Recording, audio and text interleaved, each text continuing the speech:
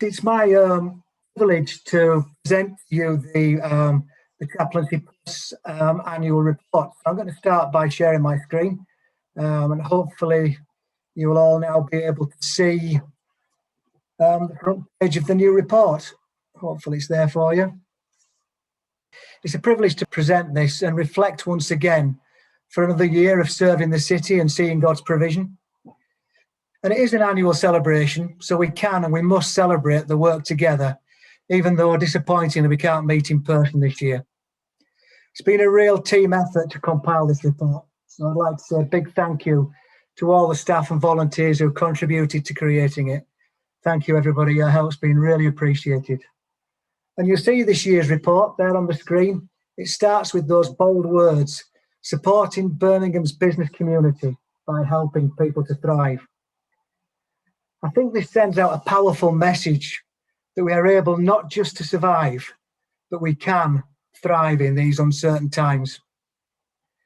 And yes, we're celebrating, but also we're fully aware of how difficult things have been for many on our network.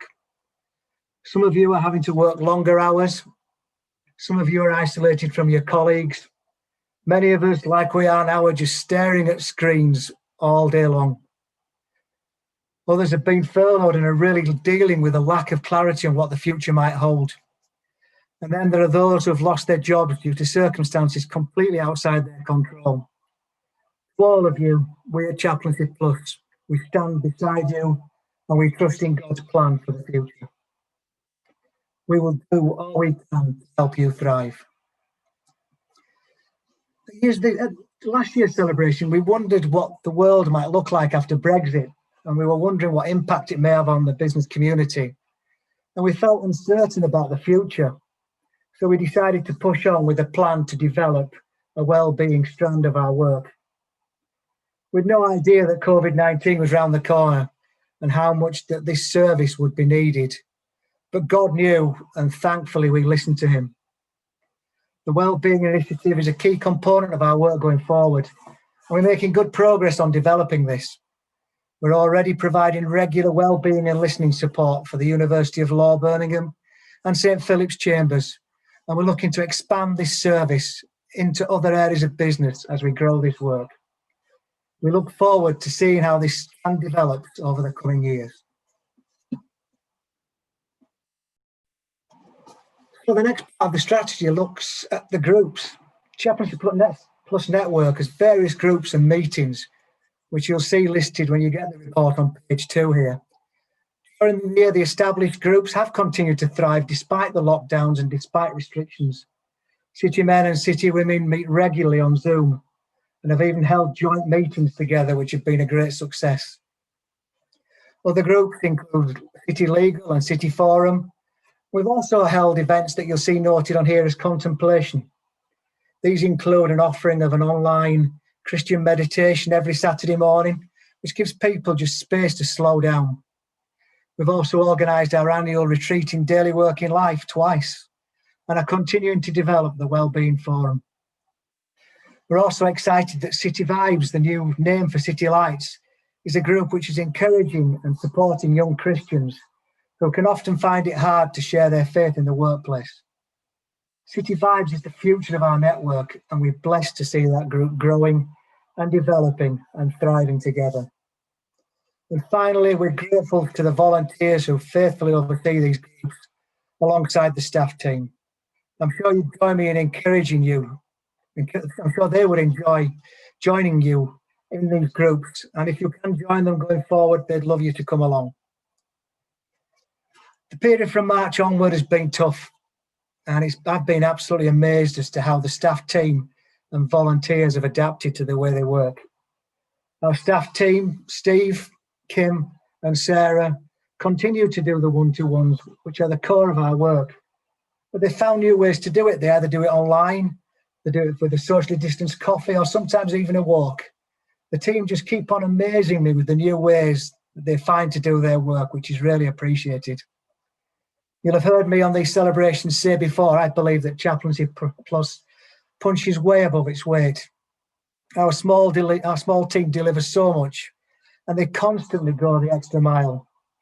Staff team, this does not go unnoticed, and on behalf of the board, we thank you. We've also mentioned volunteers, and we mused about whether we should name the volunteers, and I'm going to name them. If I forget you, please accept my forgiveness.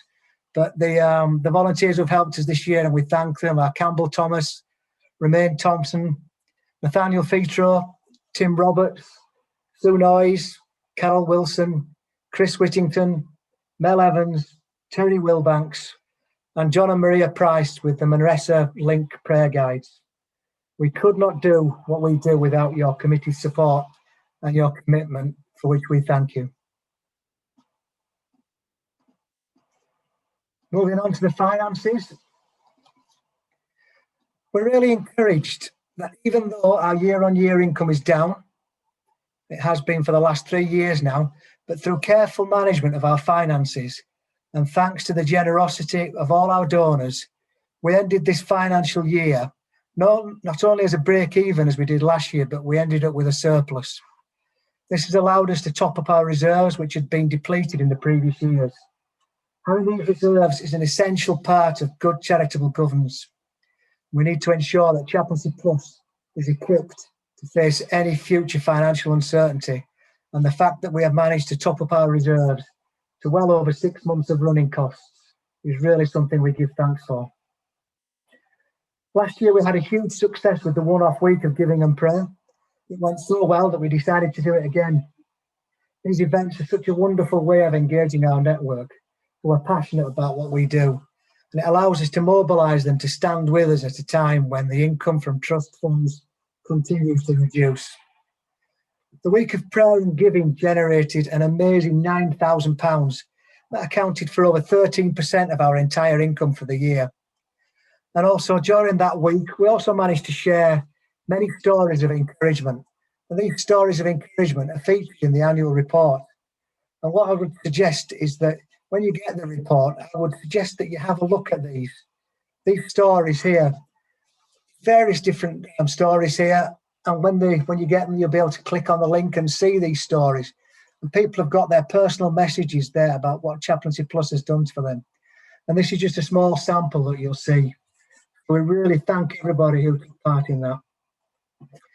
ChaplaincyPlus could not and cannot exist without the generous support of those who partner with us.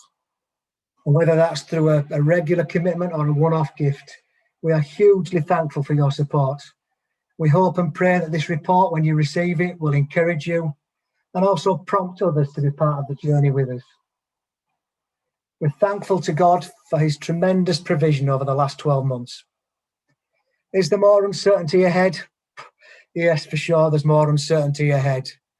But we, the staff, the volunteers and the board, we place our trust fully in God for his provision for the future of our work.